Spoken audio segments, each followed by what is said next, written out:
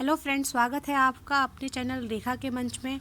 अगर आप मेरे चैनल पर नए हैं तो प्लीज़ चैनल को सब्सक्राइब कीजिए और अगर वीडियो आपको अच्छा लगे तो प्लीज़ वीडियो को लाइक करना बिल्कुल भी मत भूलिए और अगर इन्फॉर्मेटिव लगे, यूज़फुल लगे तो बाकी लोगों को भी शेयर कीजिए जिससे वो भी इसका फ़ायदा उठा सकें। तो आज के हम अपनी इस वीडियो में बात कर रहे हैं राख के बारे में। और राख एक ऐसी चीज़ है जो कि एक तो इतनी सस्ती और इतने कम रेट में अगर आप मार्केट से परचेज़ करें तो नहीं तो हम इसको घर में भी बना सकते हैं। और इसके यूज़ से हम अपने पौधों में एक ऐसी जान ला सकते हैं जिससे हमारे जो पौधे हैं उनमें फ्रूटिंग और क्या कहते हैं जो फ्लावरिंग होती है वो बहुत ही अच्छे से होती है। तो देखिए फ्रेंड्स, ये मेरी राख है और इसमें दो तरह की राख है जैसा कि मैं आपको दिखाऊंगी। ये जो मेरी राख है ये कोयले से बनी हुई राख है और ये जैसे कि आप देख रहे हैं ये एक हवन कुंड है। तो जिसमें जैसे हम पूजा करते हैं, हमारी जो राख है हम उसको भी वेस्ट ना करके उसको भी हम अपने पौधों में यूज़ कर सकते हैं। तो मैं आपको स्टेप बाय स्टेप बताऊंगी कि राख का हम पौधों में कितनी मात्रा में यूज़ करें और किन किन पौधों में यूज़ करें, किन किन पौधों में हमें यूज़ नहीं करना चाहिए और ऐसा क्या होता है राख में जो कि हमें अपने पौधों में इसका इस्तेमाल करना ही चाहिए और इसके क्या क्या फ़ायदे हैं, इसके क्या क्या नुकसान हैं। हम सारा का सारा डिटेल्स जो है आज के अपने इस वीडियो में शेयर करेंगे। तो प्लीज़ वीडियो में लास्ट तक बने रहिए जिससे जितनी भी इन्फॉर्मेशन है राख के बारे में वो सारी मैं आपके साथ में शेयर कर सकूं। तो फ्रेंड्स, राख हमारे पौधों के लिए कितनी यूज़फुल है इसका अंदाज़ा आप इस बात से लगा सकते हैं कि आजकल जो ये राख है ये मार्केट में और जो हमारी ई कॉमर्स साइट्स हैं उन पर वुश एड फर्टिलाइज़र के नाम से ये अवेलेबल है और इसको बेचा जा रहा है और लोग जो गार्डनिंग के शौकीन हैं वो इसको ख़रीदते भी हैं। क्योंकि ये जो राख है इसको हम खाद के रूप में इसका इस्तेमाल करते हैं पौधों में। और इसका क्या करते हैं हम, जैसे कि अगर हमारे पौधों में कीड़े लग गए हैं तो कीड़े लग जाने पर हम इसका छिड़काव करते हैं जिससे जो कीड़े होते हैं वो कीड़े मर जाते हैं। और आपके पौधे जैसे जो आपके गार्डन की मिट्टी है वो अम्लीय है, एसिडिक है, तो ये उसकी जो एसिडिक जो नेचर होता है उसको कम करने में भी हेल्प करता है। और उस सबसे ज़्यादा बड़ी बात यह है कि ये बहुत सस्ता होता है और ये हमारे पौधों को ज़्यादा नुकसान नहीं पहुंचाता है। ज़्यादा नुकसान इसलिए बोल रही हूँ क्योंकि ये कुछ पौधों के लिए अच्छा नहीं होता है क्योंकि इसकी ज़्यादा मात्रा होने से पौधे हमारे ख़राब हो जाते हैं। तो स्टेप बाय स्टेप और वन बाय वन बताऊँगी कि क्या और किस तरह से इसका जो नेचर है वो क्या है। तो सबसे पहले हम बात करेंगे मिट्टी के पीएच की। तो फ्रेंड्स, जो ये राख होती है ये मिट्टी में जैसे हम इसको डालते हैं तो वो मिट्टी का जो पीएच है वो तेज़ी से बढ़ा देती है। आपने पौधे में डाला, जैसे कि मेरे पास में ये पॉट है, अगर मैं इसमें ये राख डालूँगी तो ये क्या करेगी, उसकी पीएच लेवल को बढ़ा देगी। और पीएच लेवल बढ़ाने से होगा क्या कि पीएच लेवल बढ़ाने से होता है जो मिट्टी की जो एल्कलिनिटी होती है, क्षारीयता होती है, वो बढ़ जाती है। क्योंकि जो नॉर्मल पौधे होते हैं जिनमें हम अपने पौधे लगाते हैं तो उनकी जो पीएच लेवल होता है वो 6 to 7 होता है, 6 से 7। और उसमें जो हमारे पौधे हैं वो अच्छे से उगते हैं। और अगर आपकी मिट्टी अम्लीय है तो आप राख का उसमें इस्तेमाल करके उसका जो एसिडिक नेचर है उसको कम कर सकते हैं। उसके बाद जैसे कि फ्रेंड्स आप देख पा रहे हैं कि जैसे मेरी ये लौकी की छोटी सी बेल है, तो हमारा जो दूसरा पॉइंट है वो यही है कि राख से हमें क्या मिलता है। तो राख से फ्रेंड्स हमें जो राख के अंदर होता है वो एक अच्छा फर्टिलाइज़र होता है। बिकॉज़ इसके अंदर जो होता है वो कैल्शियम और पोटेशियम बहुत ही अच्छी जो ये पोषक तत्व हैं अच्छी मात्रा में पाए जाते हैं। और ये जो पोषक तत्व होते हैं ये क्या करते हैं, ये हमारी मिट्टी में पोटेशियम और कैल्शियम की मात्रा अच्छी बढ़ाते हैं जिससे कि हमारे पौधे में जो है फूल और फल जो होते हैं वो बहुत ही अच्छे और तेज़ी से आते हैं। और ये हमारे पौधों को जो है हेल्दी रखने में बहुत हेल्प करता है।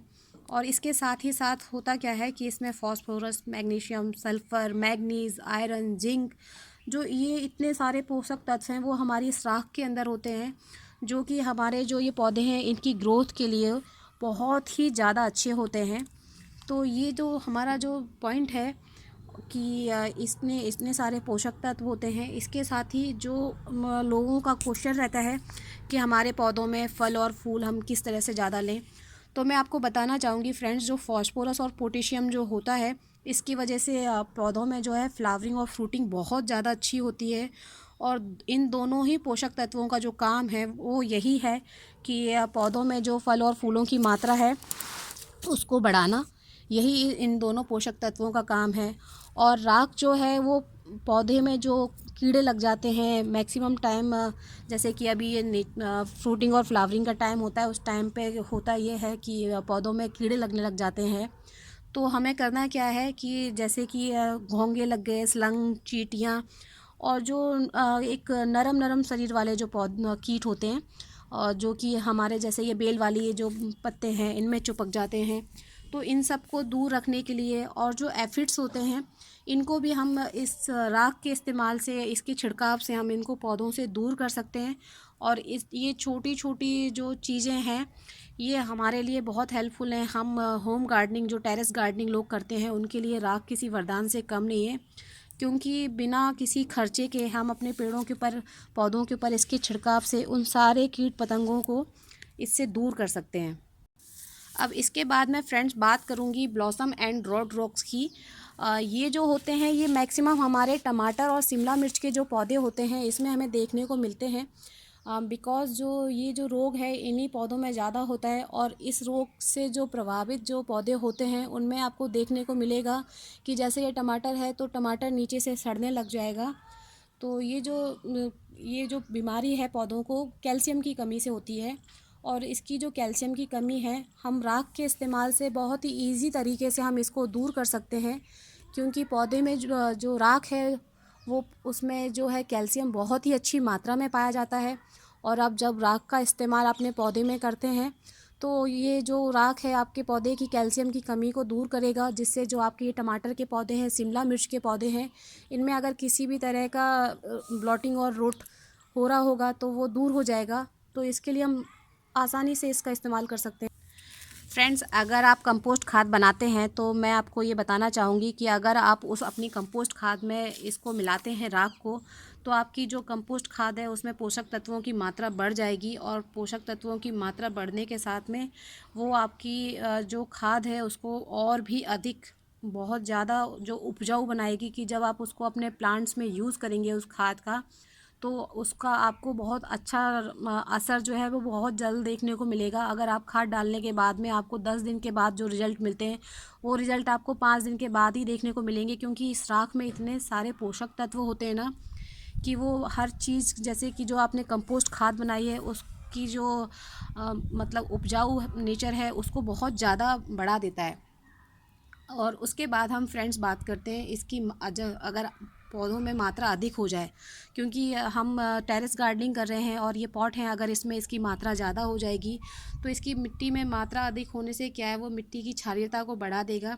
इससे होगा ये कि जो आपके पौधे हैं उनकी ग्रोथ बहुत स्लो हो जाएगी, और बहुत ही ज़्यादा अगर आपने इसमें क्वांटिटी डाल दी है तो ये आपके पौधों को बढ़ने ही नहीं देगा, और फिर पौधे आपके जल भी सकते हैं। तो आपको इसकी जो मात्रा है वो आपको बिल्कुल सोच समझ के डालनी है, ज़्यादा मात्रा नहीं डालनी है, क्योंकि राख में क्या होता है कि राख में नमक भी होता है, और नमक होने की वजह से ये आपके पौधों को जला देता है। और एक चीज़ आपको और याद रखना है, जो भी आप राख लेंगे, जब भी आप अपने पौधों में डालेंगे तो आपकी राख जो है सूखी होनी चाहिए, क्योंकि गीली राख जो है उसका जो बेनिफिट्स हैं वो ख़त्म हो जाते हैं। तो आपको गीली राख का इस्तेमाल नहीं करना है। और राख को आप अपने पौधे में कब और कितनी डालें, तो उसके लिए मैं आपको बताना चाहूँगी फ्रेंड, जो हमारी रेतीली मिट्टी होती है वो राख को अगर ज़्यादा हो जाए तो नहीं बर्दाश्त कर पाती है, तो उसमें हमें सोच समझ के राख की मात्रा डालनी है। लेकिन जो हमारी चिकनी मिट्टी होती है, अगर उसमें बाई चांस आपने ज़्यादा राख डाल भी दी है तो उसको सहन कर सकती है। तो ये जो है इस तरह से है। अब जैसे कि मैं आपको इसकी मात्रा के बारे में बताऊँगी कि हमें किस पॉट में कितनी मात्रा डालनी चाहिए। तो फ्रेंड्स, जैसे कि हमारा ये जो एक पॉट है, ये आप देखिए, ये करीब 16 से 18 इंच का हमारा पॉट है। अब 12 इंच के पॉट के लिए मैं आपको इसकी क्वांटिटी बताती हूँ कि जो हमारा 12 इंच का पॉट है उसके लिए 1 मुट्ठी और आधा मुट्ठी की जो क्वांटिटी है वो सफिशिएंट है, ये इस तरह से। और इसको डालने का तरीका बहुत आसान है।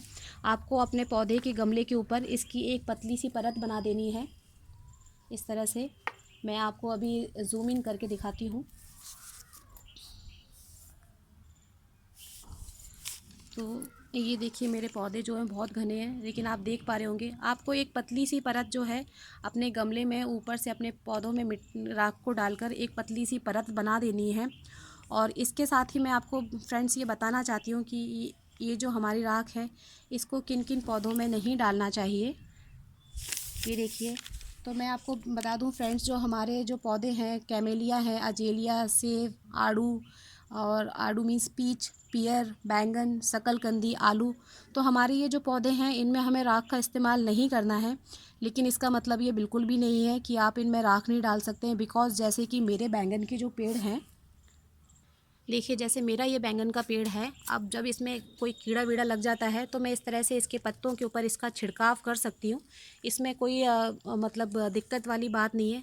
आपको केवल इसके गमले में इसको राख का यूज़ नहीं करना है। बाकी आप इसके पत्तों पे देखिए, जिस तरह से मैंने अपने पत्तों पे इसके पे छिड़काव किया है, आप इस तरह से बैंगन के पौधे में या आलू के आपके पौधे हैं, आपने अगर लगा रखे हैं, तो आप ऊपर से इनके पत्तों के ऊपर इसका छिड़काव कर सकते हैं। ऊपर से छिड़काव करने में कोई प्रॉब्लम नहीं है, बस आपको इसके गमले में इसका प्रयोग नहीं करना है। इसके साथ ही फ्रेंड हम जान लेते हैं कि हमें किन पौधों के लिए जो राख होती है वो बहुत अच्छी होती है। तो फ्रेंड्स, टमाटर, प्याज, लहसुन, गोभी, पालक, चुकंदर, आम, और जो हमारी बीन्स होती हैं, जो फलियों वाली सब्जियां होती हैं उनके लिए, और जो लेटस है, तुलसी है, गुलाब, स्ट्रॉबेरी, इस तरह के जो हमारे पौधे हैं इनके लिए राख बहुत अच्छी होती है। तो फ्रेंड्स, ये जो इन्फॉर्मेशन थी आपके साथ में मैंने शेयर की है, और अगर आपको ये इन्फॉर्मेशन अच्छी लगी है तो फ्रेंड्स इस वीडियो को ज़्यादा से ज़्यादा शेयर कीजिएगा, और इसको लाइक करना वीडियो को बिल्कुल मत भूलिए। आप मेरे चैनल पर नए हैं तो आपसे फिर से रिक्वेस्ट करूँगी कि आप प्लीज़ फ्रेंड्स चैनल को लाइक और सब्सक्राइब करना बिल्कुल मत भूलिए। इसी के साथ आपसे विदा लेती हूँ, मिलते हैं एक और नए वीडियो के साथ। Thank you, bye bye.